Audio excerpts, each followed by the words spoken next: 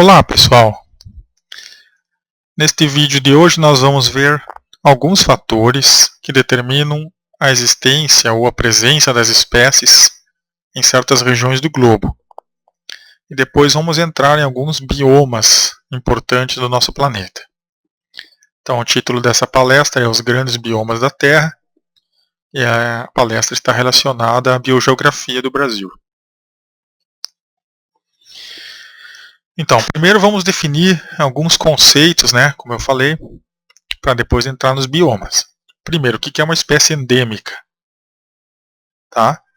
Aí está o conceito dela. Muito simples, né? Por exemplo, algumas espécies só ocorrem numa ilha, numa área, num país ou num estado.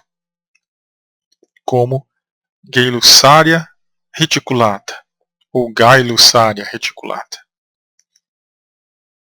Uma espécie cosmopolita, ela ocorre em todo o planeta, ou uma ocorrência muito ampla, que é o contrário, né? Como por exemplo o Mus musculus, que é o nosso amiguinho aí, que geralmente come nosso queijo ou cai na ratoeira, dependendo da pessoa. Bom, se vocês quiserem ler algumas coisas importantes publicadas sobre esses assuntos, leiam Ernest Mayr, Conceito de Espécies, e o livro da Margulis, que é A Teoria na Origem das Espécies. E Darwin, é claro. Então vamos começar aqui com o que faz as espécies ocorrerem ou não em algum lugar, que é o que depois vai determinar os biomas da Terra, Também vai determinar os biomas da Terra. Então não é só a barreira física que limita a distribuição dos organismos. Fatores limitantes não precisam matar o organismo, somente diminuir seu fitting, ou seja, seu ajuste ao lugar.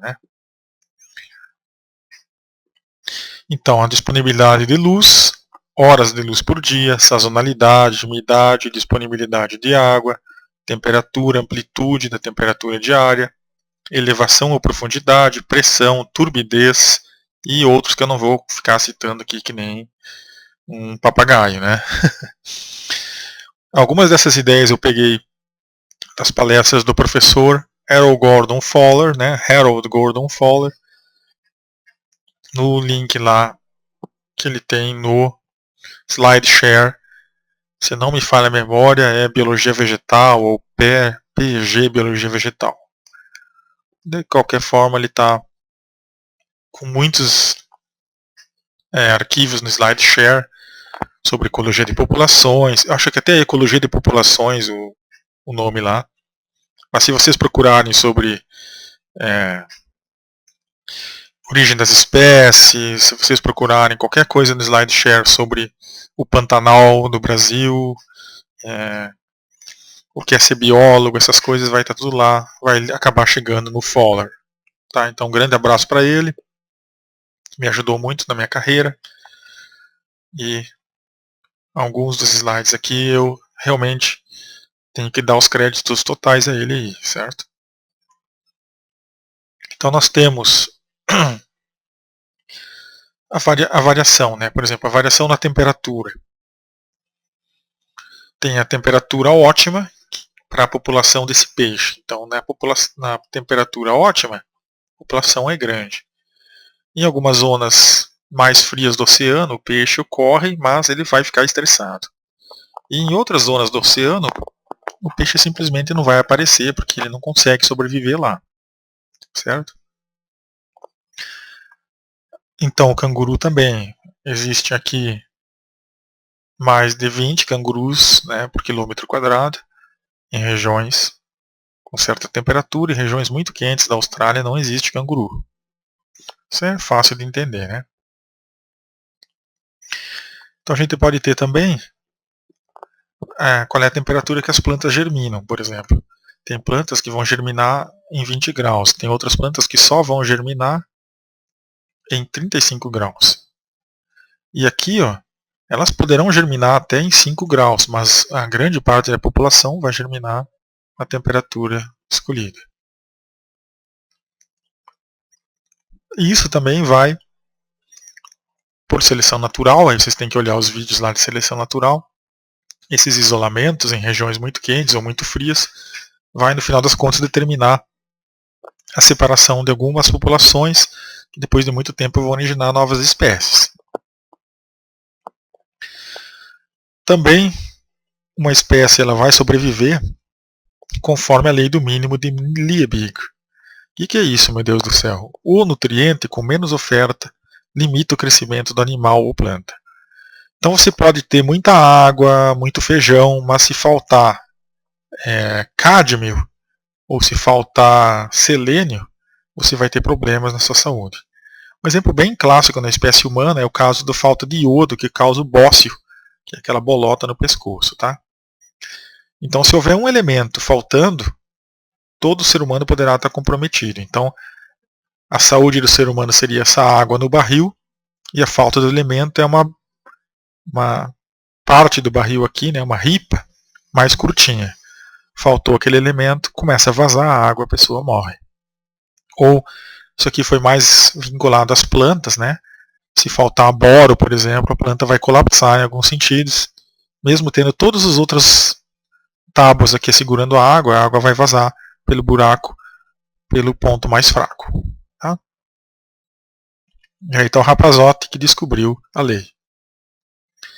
Então, no caso da luz, tem alguns animais que nem precisam muito dela, tá? Tanto é que ele desenvolveu mais o tato aqui do que a visão, tá? Em outros casos, tem peixes que nem olhos têm, como esse peixinho aqui. Não é uma mutação, mas provavelmente na origem dessa falta de olho ocorreu uma mutação. Então, na verdade, é uma mutação, né? É um peixe mutante que consegue sobreviver em grutas. Ele não precisa de olho, porque ele nunca enxerga nada. E vejam quantos casos, né? Então isso aqui é evolução convergente, né? Existem várias situações que falta de luz e muitas espécies vão perder o olho.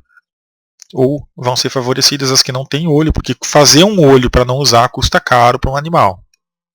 Então vão ser favorecidos por seleção natural aqueles animais que por mutação nasceram sem olhos. Eles não precisam dos olhos, não vão comer para fazer um olho e vão se dar melhor em termos de gastos energéticos. Então, quando em grupos muito diferentes, como salamandras, caranguejos e outras coisas, aparece um animal sem olho, como também aqui em mamíferos e peixes, isso é uma evolução convergente. É uma força, uma pressão seletiva tão grande, não ter olho, que ela vai ocorrer em grupos muito distantes. O que não é o caso desse rapaz aí. Ele não é que ele não tem olho, né? Ele é tão gordinho que fica escondido os olhos ali, né? Aqui para ele é um problema, né? Porque um porco que não enxerga vai cair no primeiro buraco que encontrar. Bom, outra coisa que limita as espécies é a sazonalidade, por exemplo. Para plantas isso é muito fácil de perceber. No deserto as plantas vão nascer, germinar após a chuva. Tá? Isso é uma característica do bioma deserto. Já outras plantas em floresta tropical, elas nem precisam nascer, crescer e morrer na mesma estação. Elas podem viver perenemente, né? Ou aí vão ser arbustos e árvores. Aqui geralmente as ervas é que fazem isso. São plantas que pegam o melhor momento. Se você for subir numa montanha também, vai ser no pouco verão que tem, elas vão florescer. Então a sazonalidade ao longo do ano, o frio e o calor, seca, chuva, são muito importantes na distribuição das espécies. Em alguns lugares as barreiras físicas também, a umidade, por exemplo, né? Tem algumas espécies que vão ir atrás dessa umidadezinha aqui, ó, e aqui também. E isso vai determinar a ocorrência delas aqui embaixo e talvez não aqui na pedra ou em adjacências. Como eu falei, a elevação e a temperatura estão relacionadas, né?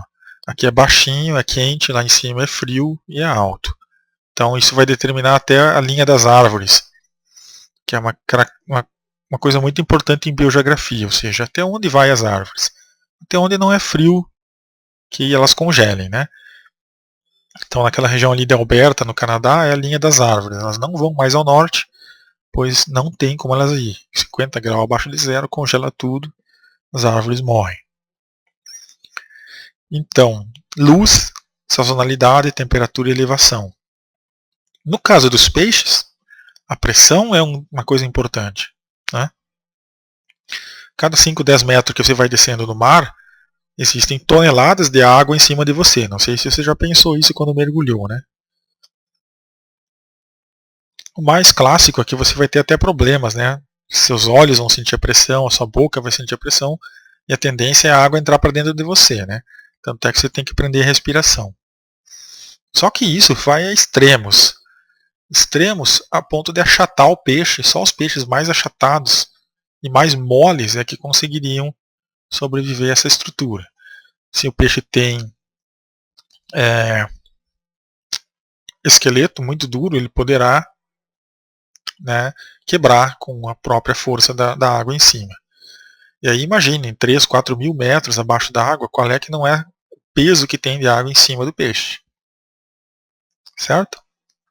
Então aqui tem alguns sinais do que acontece com a pressão nos peixes, caso o peixe sofrer variações muito grandes de pressões. Ele está acostumado lá com o fundo, você coloca ele lá para cima, ou coloca ele lá para o fundo, sendo que ele era acostumado a viver perto da superfície. Poderá ter a área do abdômen extrapolada, né? Se ele é um peixe que vive lá no fundo e você põe ele para cima, ele estava pressionado, ele vai saltar para fora, né? Vai explodir o peixe no caso.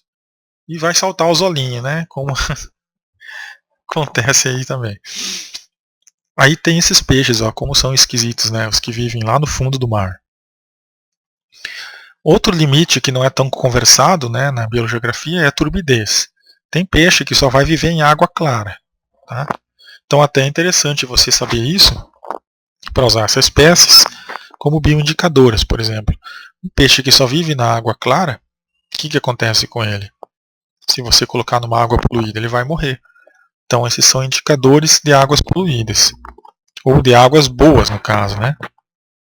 Colocou na água boa, ele vive. Até onde a água está boa, até onde tem tal peixe. Depois, se ele desaparece, a água está ruim. Maré é um dos casos mais estudados em ecologia, né? Os animais vivem e as plantas vivem até certo ponto, né? Por exemplo, você não vai achar uma estrela do mar para dentro do continente. Ela fica lá, ó, né? Então tem as zonas da maré baixa, tem as zonas que fica úmido e depois seca, né? Por aí vai. E o manguezal também, a salinidade aqui também influi no manguezal. Tanto é que tem só sempre 4, 5 espécies em cada mangue, outras plantas não aguentam. Também aqui a maré. Se ela ficar sempre submersa, ela poderá morrer, mas a maré nem sempre faz isso, né? Então elas vão até o máximo que elas podem dentro do mar. Salinidade também é um caso bastante conhecido como limitador das plantas, né? E também nos oceanos, os recifes de corais eles são particularmente sensíveis à salinidade ou também ao pH da água. Tá? Vento. Agora eu vou passar um pouco rápido, né? Nesses lugares como a Patagônia, onde venta eternamente, enquanto durar o planeta, as plantas se adaptaram, são tortas, tanto que venta. Então quem não faz isso, quem quebra e morre, já era, né? Olha só que coisa esquisita, né? Coitada da árvore. Isso aqui provavelmente é um junípero, uma gimnosperma. Certo? pH é muito importante para animais e plantas. Peixes é muito importante. Plantas é muito importante. Então aqui tem a faixa, ó, de pH, na terra no caso.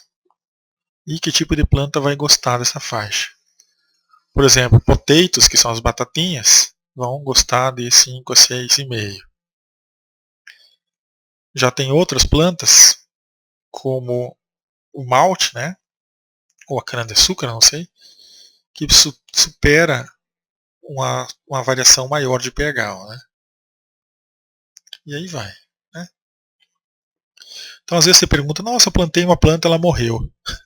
Talvez ela estava adaptada aqui, um pH baixo, e você plantou ela num solo básico. Então isso é importante na fisiologia das plantas.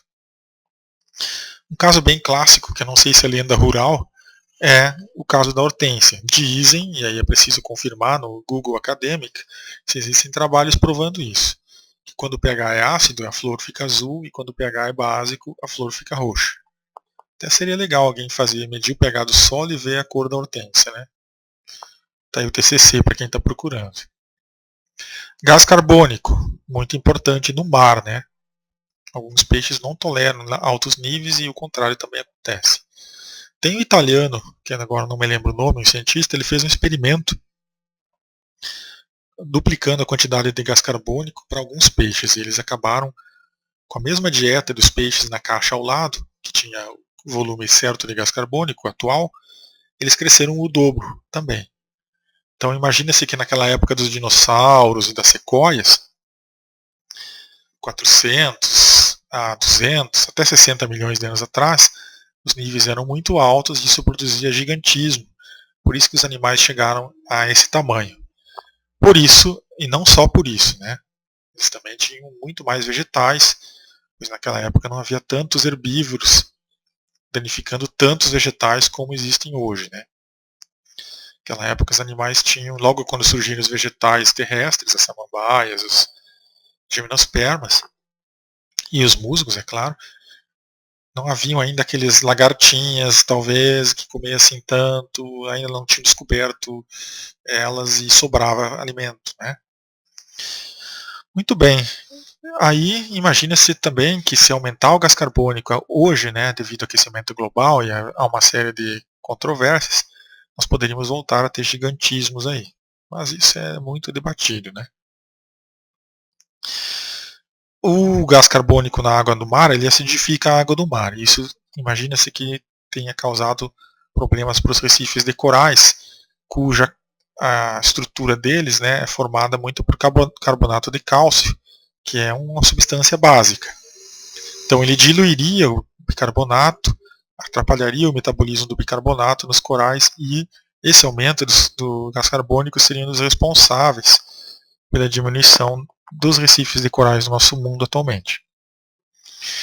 Bom, não é preciso nem falar muito aqui sobre a importância do oxigênio, né? Para alguns peixes basta você colocar no aquário e não comprar um borbulhador de água que você vai descobrir como o oxigênio é importante e a falta dele causa hipóxia, né? Para alguns peixes, se tiver menos do que 3 a 6 miligramas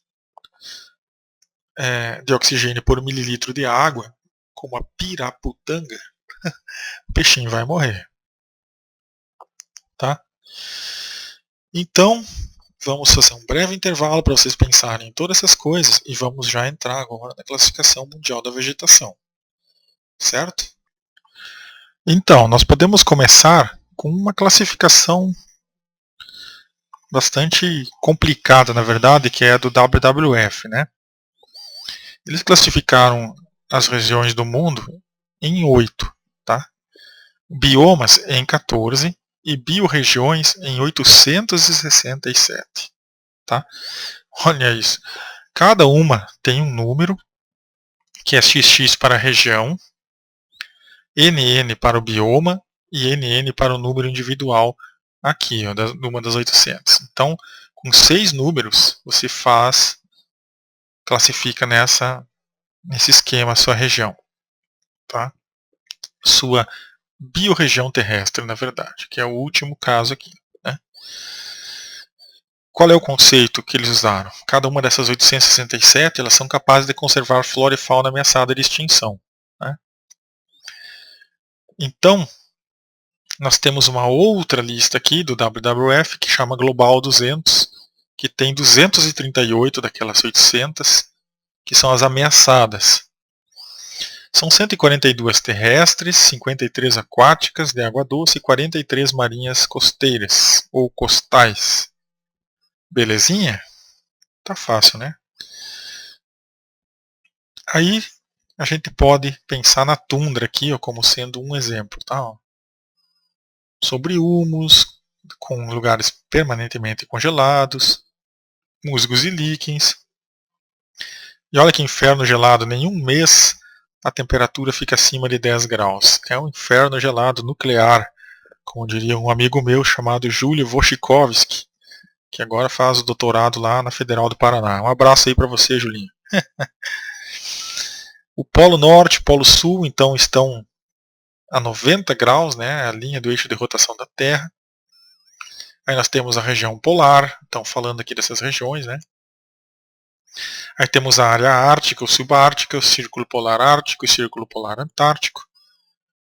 E nessas latitudes aqui, né, que é a linha do limite do sol da meia-noite, a linha da tundra. Tá? Então é nessas regiões aqui que nós estamos falando da ocorrência da tundra. Né? Lá o dia às vezes dura 6 meses e a noite dura 6 meses. Finlândia, Noruega, norte do Canadá, acontece muito isso. E Rússia, é claro. Um outro exemplo aqui é a área boreal ou subártica, a região boreal, onde ocorre a taiga, que é aquela floresta de pinheiros, né? Seria XX6NN. E aí nós temos coníferas esparsas, porque são poucas que conseguem viver, né? E a conífera é a vegetação típica. Tá? Lá tem 50, 100 dias a temperatura média sobe acima de 10 graus, dá uma aliviada, se é que se pode dizer isso. E solos típicos são solos arenosos, também chamados de podzônicos. Então aqui nós temos já um outro mapa de uma outra agência mostrando aí 9, né, regiões aqui, mais 3, 4, são 13, 14, 15, 18 regiões aqui importantes para o estudo da vegetação. Tá? Então aqui nós temos o mapa da vegetação do mundo. Esse mapa é bom vocês terem ele memorizado, pelo menos o que acontece na América Latina.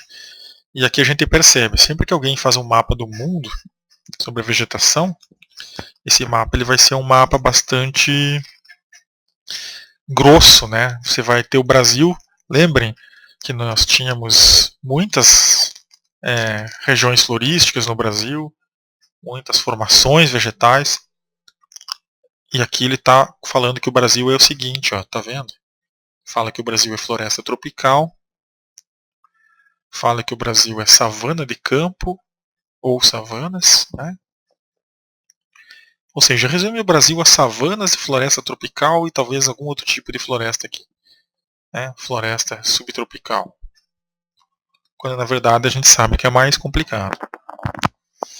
Só que se você começa a falar como realmente é em cada país, você vai complicar o entendimento de como é o mundo.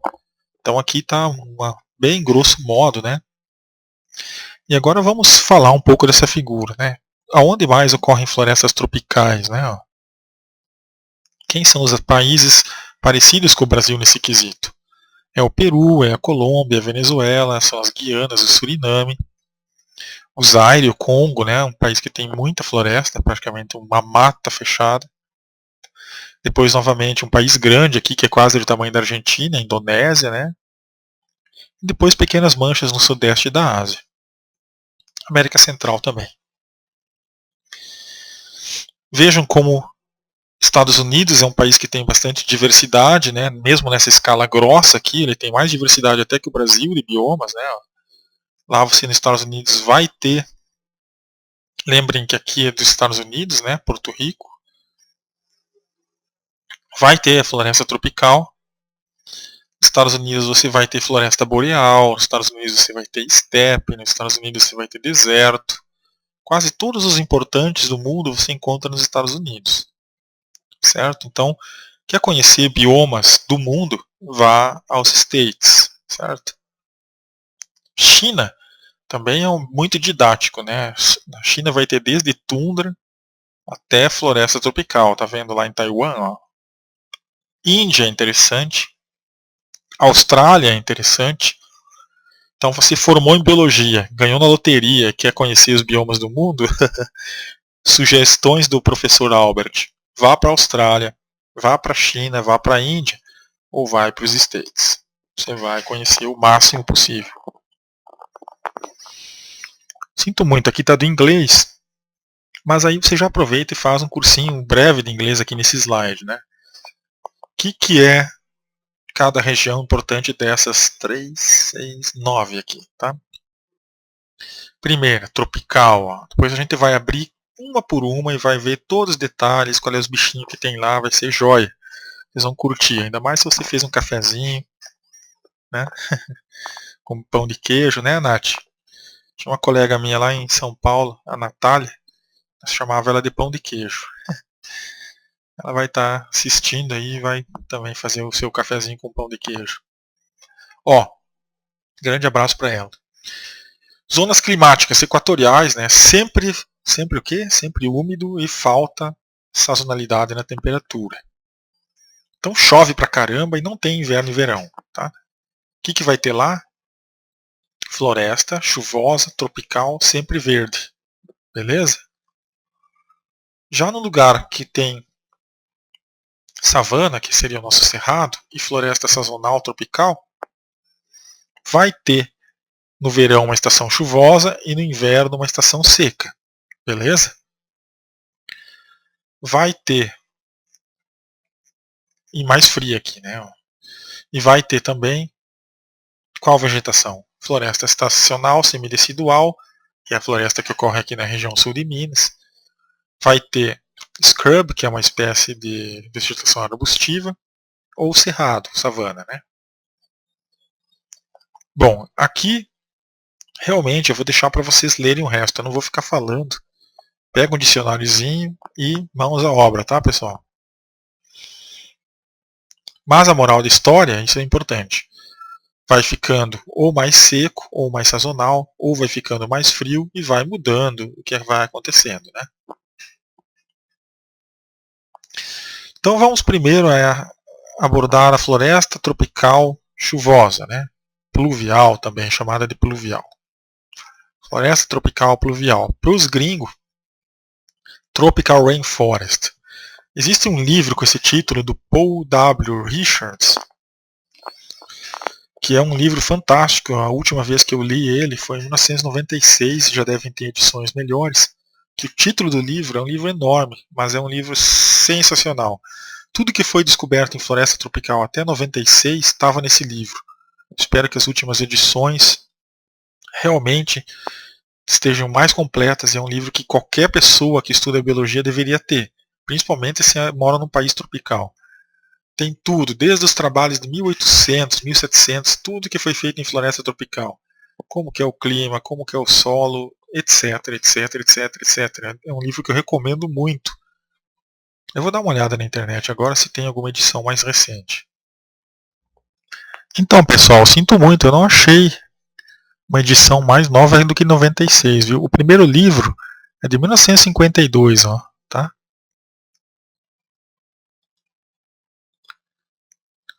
E depois tem o livro de 96. Eu não achei uma edição mais recente, até porque ele faleceu, né? O nome dele é verdadeiro aqui era Paul Westmacott Richards, tá? Tem o obituário dele, ó. Faleceu em 11 de outubro de 95. Então ele faleceu logo antes da publicação do livro.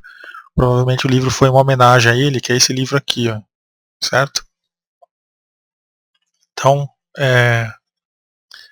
vamos continuar aqui. Então o livro de 96 ainda então é válido como sendo uma grande referência aí para estudos de floresta tropical. A primeira coisa que eu gostaria de desmistificar falando da floresta tropical é fazendo essa pergunta para vocês aí. A Amazônia é a maior floresta do mundo? O que vocês acham, hein? Não, né? A maior floresta do mundo está na Rússia. Tá? A floresta da Amazônia é muito grande, é claro, mas aprendam então as primeiras coisas em biogeografia do mundo que vão fazer falta para alguns que não estudarem. Contrário do que se pensa, a maior floresta do mundo está aqui na Rússia e também no Canadá, que é a floresta boreal. A maior floresta contínua do mundo, né? A floresta amazônica ficaria em segundo lugar após essa floresta. Outra pergunta de prova, né? Qual é o maior deserto do mundo? Todo mundo vai apontar o dedo, é o Saara. Não é o Saara, tá? Na Antártida, a Antártida é considerada um deserto, tá? E o Ártico também. Tá? Deserto não é porque é frio ou porque é quente, deserto é porque chove pouco. Nunca esqueçam isso, pessoal. O Saara não é o maior deserto do mundo, o deserto da Antártida é um pouco maior. Tá? E o Ártico também rivaliza com o Saara em tamanho. Então já aprenderam, né? E essa aqui, ó, é a chamada latitude dos desertos, tá? Que é 30 graus. 30 graus acima e abaixo, desertos. Dentro aqui de 0 a 30 graus, né, o 0 graus passa aqui no Equador, e o outro 0 grau passa onde? De Greenwich, né? Isso é primário, tá? Então vocês vão ver aqui, ó, as florestas tropicais estão sempre de 0 a 30 graus. Depois tem de 30 a 45, mais ou menos, que é a latitude dos desertos.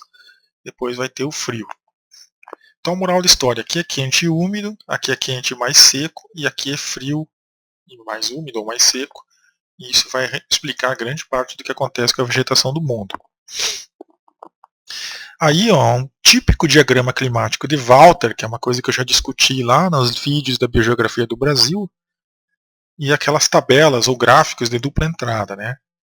Diminuindo a temperatura e aumentando a precipitação, o que a gente encontra, tá? Então, se a temperatura aqui é alta, aqui, ó, e para lá ela diminui, o que acontece? Aqui devem ter lugares úmidos, né, e lugares secos aqui.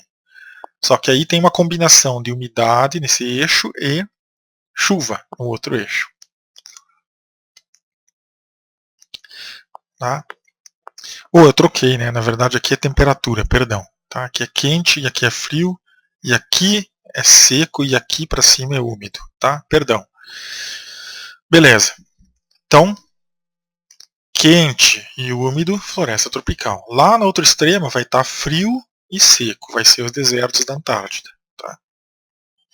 Então aqui, ó, o diagrama climático ele começa aqui, janeiro, fevereiro, os meses. Aqui a temperatura nessa esquerda e aqui na direita a precipitação. Tá? Então você vai ver que numa floresta tropical, e aqui tem elevação, outras coisas, né? Quanto chove por mês, por ano, né? Chove muito mais do que esses 80 milímetros aqui que ele colocou aqui. Chove 6.000, então nem caberia no gráfico, esse gráfico ia sair da tela aqui, ia encontrar até o teto da parede aqui. É um lugar extremamente chuvoso, com variações mínimas de temperatura, que ficam em torno de 30 graus em todos os meses do ano. Tá? Assim que a gente lê essa figura. Tá? A figura fala que chove pra caramba, a figura fala que é quente pra caramba, e as linhas alaranjadas significam a variação ao longo dos meses, não varia quase, é sempre a mesma coisa. E a linha azul fala que chove a dedéu e não varia muito também aqui. Isso caracteriza climaticamente o que é a região de Andagoia, na Colômbia, onde tem um clima, né, equatorial, vegetação pluvial tropical. Floresta tropical pluvial. Certo? Entendido? Esses diagramas eles vão voltar a aparecer. Atentem a eles. Por que esse é o eixo da temperatura? Porque a precipitação nunca chove menos 20, né? Só se secar mesmo. Secou 20 milímetros, aí sim. Mas aqui é menos 20 graus até 40 graus. Tá? Nunca vai fazer menos 20 graus só se a gente passar por um inverno nuclear na Colômbia. Tá? Se você for lá nessa região, o que você vai encontrar? Essas matas lindas, né? Com um ar de mistério aí, ó, né? Essa névoa. A água sai das folhas, nem chega muito até as nuvens, já condensa, fica essa coisa linda. Tá? E aí, de acordo com a elevação, vai ter uns outros nomes aqui, que a gente não vai comentar muito agora, só na vegetação do Brasil a gente comentou. E aí, percebam que são as florestas sempre verdes, né? Não há perda de folhas. O que mais? Luz, que chega até em cima aqui, mas não embaixo, é abundante. Gás carbônico é abundante, nitrogênio é abundante. As coisas nascem, crescem e morrem aqui, rapidamente, falando de fungos, bactérias, insetos. Não das árvores, né? As árvores podem viver bastante. As folhas estão sempre caindo, estão sempre nascendo, então ela é uma floresta rápida em termos de sua ciclagem de nutrientes. Chove, lava tudo, solos são pobres. Alguns comentários gerais sobre o que acontece aí. Né? Para alguns mais radicais, como Holdridge, as verdadeiras florestas chuvosas deveriam ter mais de 8.000 milímetros de chuva por ano. Né? Onde os ventos norte e sul do nosso planeta se encontram é que ocorrem essas florestas. Eles trazem e levam umidade para lá. Tá? Cenas bizarras poderão ser encontradas nessas florestas, como muitas barbas de velho, né? Regiões bem úmidas mesmo, muito musgo, muita umidade. São florestas lavadas. Tá? Esse é um gráfico mostrando quanto chove no nosso mundo. Tá? Quanto mais azul aqui, ó, mais água na cabeça do cidadão. Agora o terceiro mito que eu quero desmistificar em relação ao Brasil. Qual é o lugar que mais chove no Brasil? Todo mundo... Amazônia, né? Não é. Certo? Por incrível que pareça, pelos dados científicos registrados, até que se prove o contrário, pelo que eu sei, Ubatuba ou Uba-chuva, o que chamam até de brincadeira, mas tem sentido, já foi registrado um ano com 4.000 milímetros. E é comum anos com 13.900, 13.800. Tá? Em Manaus, geralmente você vai ter 2.800 e daí para baixo. Não conheço um ano tão chuvoso em Manaus e a média vai ficar nisso. E a precipitação em Manaus ela é bastante sazonal. Tem uma estação mais seca, né? Menos úmida, diríamos assim. Enquanto que em Uba-chuva chove mesmo. Tá? Qual é o lugar que mais chove no mundo? Está aqui na Índia, ó, na base do Himalaia.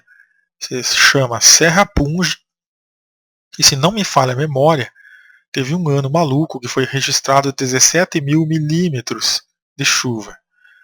Se você dividir por 1.000, você vai ter quanto em metros choveu nessa Índia aqui. Tá? Teve uma monção clássica, histórica, em que choveram 17 metros d'água ao longo do ano. É como se tivesse 1 metro d'água por mês.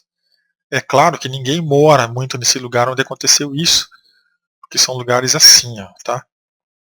São nessas montanhas aqui que chove, é tipo Monte Roraima aqui no Brasil, que talvez seja o lugar onde mais chova no Brasil, só que não existem dados para confirmar. Aí sim, a gente poderia dizer que na Amazônia chove mais. Aqui, ó, choveu uma cacetada, 17 metros d'água, imagina. Quantas piscinas olímpicas aqui chovendo. E chove tanto que isso aqui nem é rio, né? É o que chove mesmo. Tá? Aí, consequências disso. Lava o solo não tem como manter sua fertilidade. Né? Então são essas regiões que nós estamos falando. Solos pobres, perdão. Acabei de tossir aqui. Lixiviação, né? É o processo. Os topsoils, ou solos com muito humus, né? Aqui no Brasil a gente chama de latossolos, os solos amplos, né? Profundos, né? Velhos, lixiviados. Tá? Se não houvesse floresta tropical na Amazônia, essa seria a cena mais comum. Ia chover a primeira chuva do verão, ia lavar tudo e nós ia perder todo o solo. Mas, como tem aquela cobertura, essa água entra de boa, toda essa água, e não leva tanto solo. Tá? Então essa é a dinâmica das chuvas na Amazônia com a floresta. Sem a floresta, você já imagina o caos que iria ser. Né? Bom, vamos continuar a falar dessa bela floresta. Eu dou uma parada de vez em quando para ver como é que está o nosso tempo aí. Né? Aí estão eles, né? Os latossolos, os solos amplos, são solos profundos. Você tem que cavar talvez até 15 metros na Amazônia para encontrar uma rocha. Né?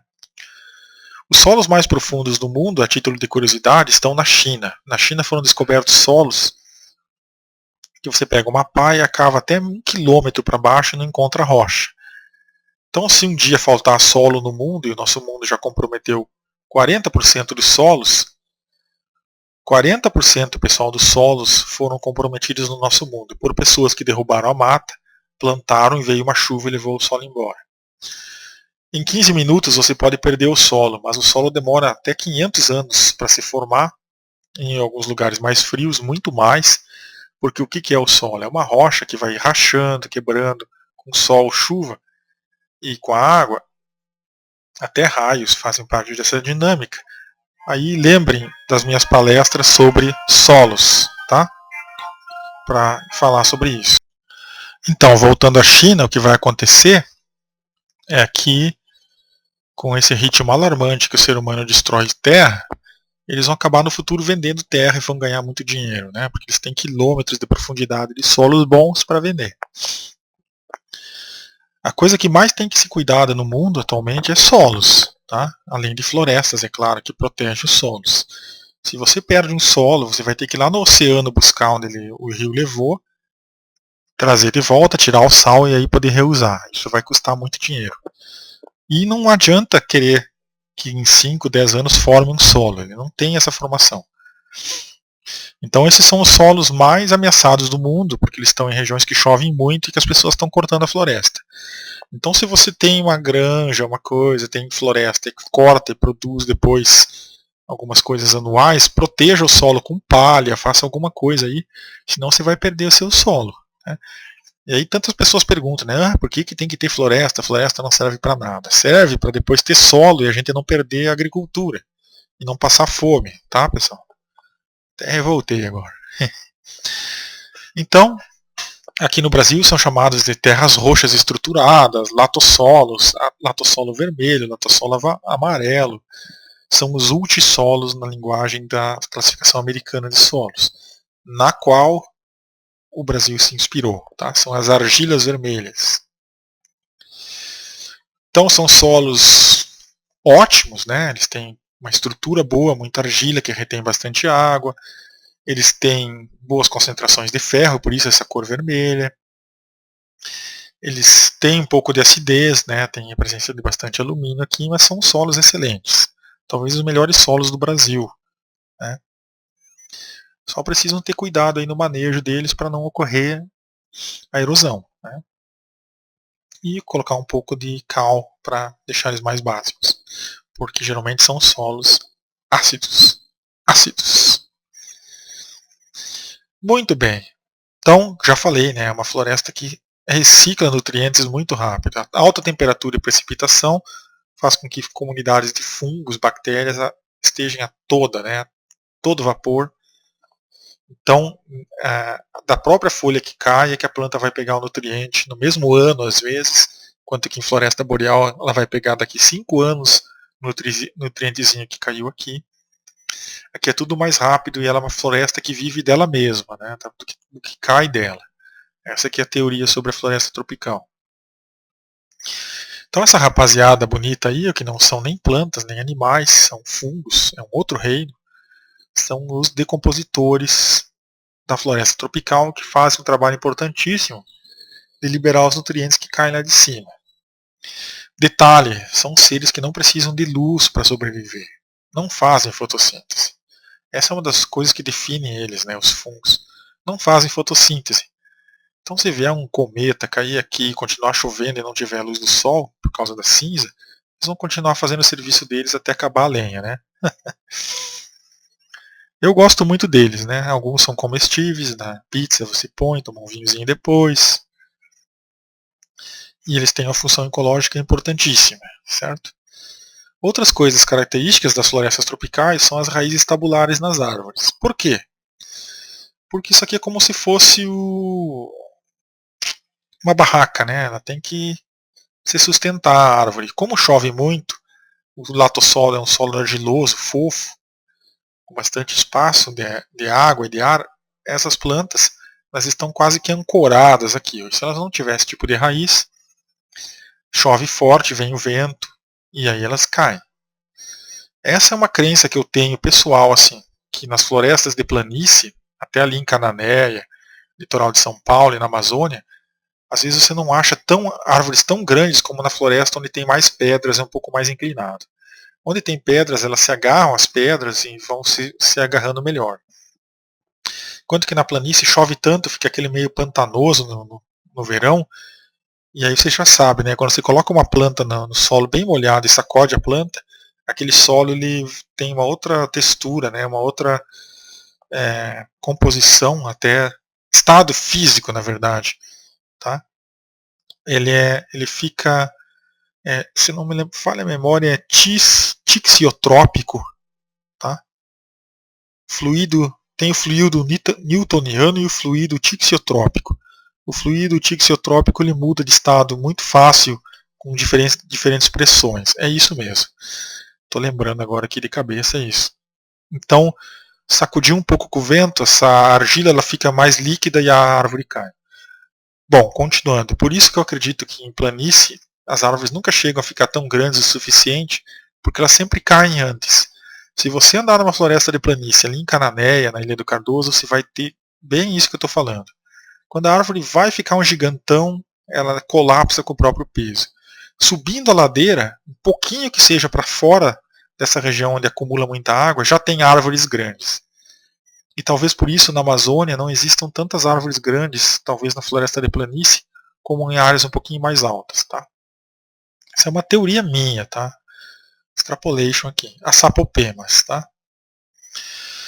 São florestas coloridas, né, com uma grande quantidade de pássaros, sapos, aves e mamíferos. E muito inseto, muito aracnídeo e tudo que é coisa viva, né?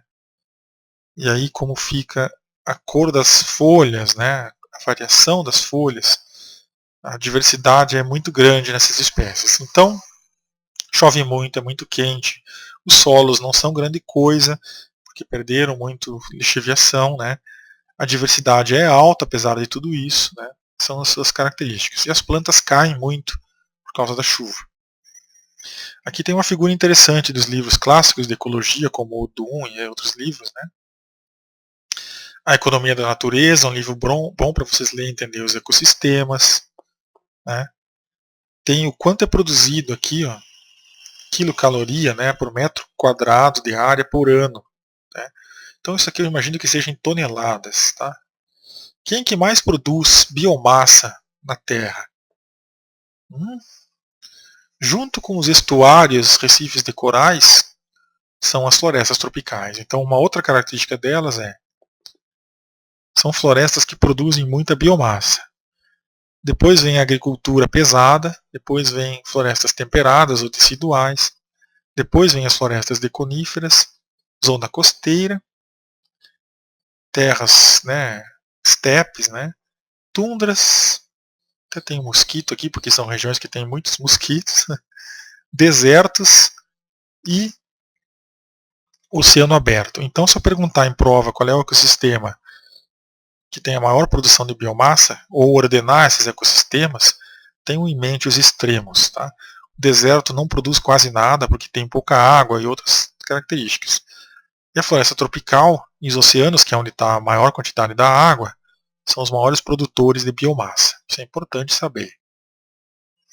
Aí, ó, essa é a figura que mostra no mundo onde está sendo produzido mais biomassa. São as regiões top para a agricultura, né? Por isso a pressão tão grande aqui, né? Porque as pessoas querem fazer isso aqui, né? Tá o milho aqui, tá vendo? Corta essas matas que não servem para nada, embora tenha cura da AIDS aqui dentro, talvez, e põe o milho, né? Vamos comer milho, todo mundo. Virar frango. Melhor que ter uma floresta em pé lá, que na verdade é onde está a verdadeira riqueza do mundo, né? Só de frutas o que tem na Amazônia já é para esquecer o milho completamente, né? Bom, chega de revolta, vamos continuar com as cores dos insetos da Amazônia. Imagina-se que tenha quase 2 milhões de espécies de insetos e na Amazônia deve ter umas 500 mil. Tá? Dessas aí, uns 7, 8% foi descrito, o resto ninguém sabe o que é.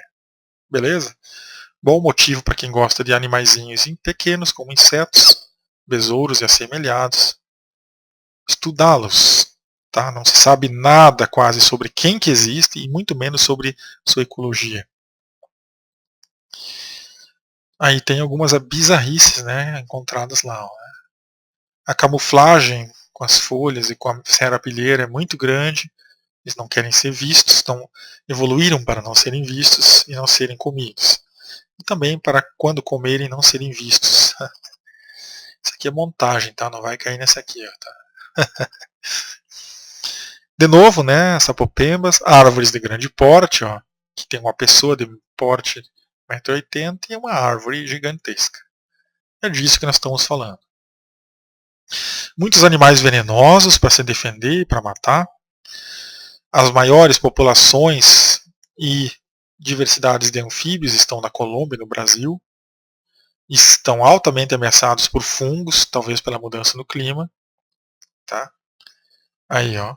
Quem gosta de anfíbios é o lugar para ir conhecer anfíbios. Né? Aves também está no topo da lista, essa região, na diversidade de aves. E aqui, a farmácia do mundo, que eu acho que é uma forma de, além de proteger o solo, a floresta amazônica tem muita diversidade, muitas substâncias que vão salvar a humanidade se a gente não for lá e cortar tudo. Né? Então, por que não cortar toda essa mata que não serve para nada? Só serve para madeira. Porque a cura para tudo que é problema nosso deve estar aí, é só a gente estudar. Outra característica são explosões populacionais, né? Às vezes tem populações de formigas que entram em... Elas exploram uma área da mata até exaurir ela, ciclam, né, essa área da mata, depois vão para uma outra área fazer o mesmo. E elas realmente comem muito inseto, mantêm as populações de inseto controladas. Quando a floresta amazônica, uma floresta tropical, está sob controle, não ocorre muito essas correições. Elas ocorrem, mas não são tão evidentes. Né? São mais reguladas. Tudo está reguladinho, só a gente ir lá para bagunçar. Né? Tem muita formiga, então. Talvez somando o peso dessas formigas dê o peso de todos os outros animais. São seres que passam um pouco despercebidos aí na nossa ecologia. Como era e como se originou toda essa diversidade é um assunto controverso, né? Mas imagina-se que tenha sido na época de Gondwana ou da Pangeia. E diversidades de plantas que estavam aqui no sul do Chile e na Nova Zelândia. Era tudo muito mais unido. Ó. Aqui estava a Nova Zelândia, estava bem mais perto. Essas plantas migraram, chegaram até aqui, que virou um grande centro de diversidade. Tá? Mas não é que exporta espécies, tem espécies. Tá? Notofagos, que é uma planta dessa região aqui, ó, tanto do sul da Nova Zelândia como do Chile, ela hoje ocorre na Colômbia, se não me falha a memória, perto dos Andes ainda, e é uma evidência de que dessa flora do Chile, né, dessa flora antártica aqui, que possa ter vindo boa parte das espécies que hoje estão na Amazônia.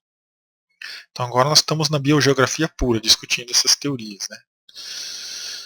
Então a origem da floresta amazônica, teóricos dizem que é 200 milhões de anos, com esses notofagos. Né?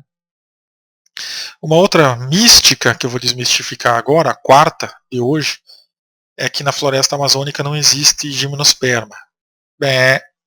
Estão enganados.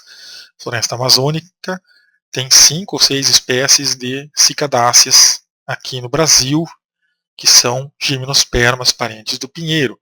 Parecem palmeirinhas, mas tem lá uma pinha, são pinheiros. Vejam as palestras sobre sistemática vegetal, vocês vão lembrar do que eu estou falando. Tá? Então, na Amazônia, sim, pode não chover tanto como você pensa e pode ter pinheiro. Lembrem disso. E não é a maior floresta do mundo também. Aí está ele, o notofagos. Né?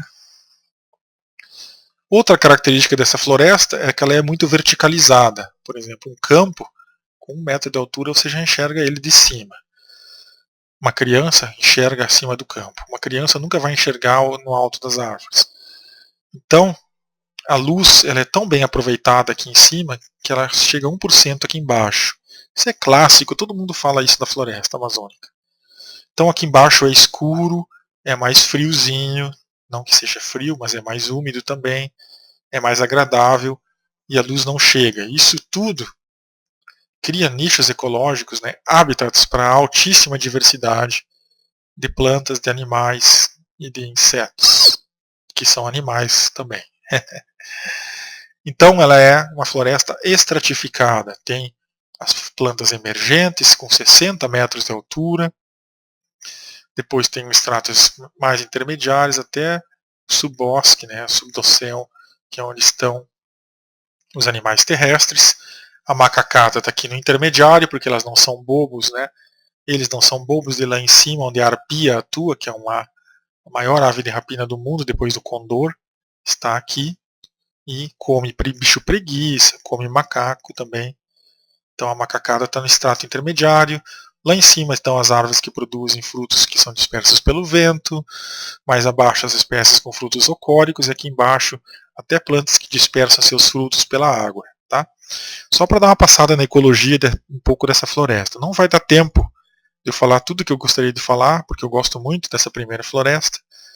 Também presença de cipós, né, que também, às vezes eles ficam muitos e muitos anos aqui embaixo, e quando cai uma árvore grande é que eles começam a subir em alguma outra árvore para chegar lá em cima. Então são florestas com muitas lianas, tá? Sempre tem alguém se divertindo nessas florestas, né? Muita umidade, existem variações topográficas, essa é a quinta mística que eu gostaria de tirar hoje. A Amazônia não é totalmente plana, enganam-se vocês, tá? Tem variações topográficas consideráveis, por isso a alta diversidade também.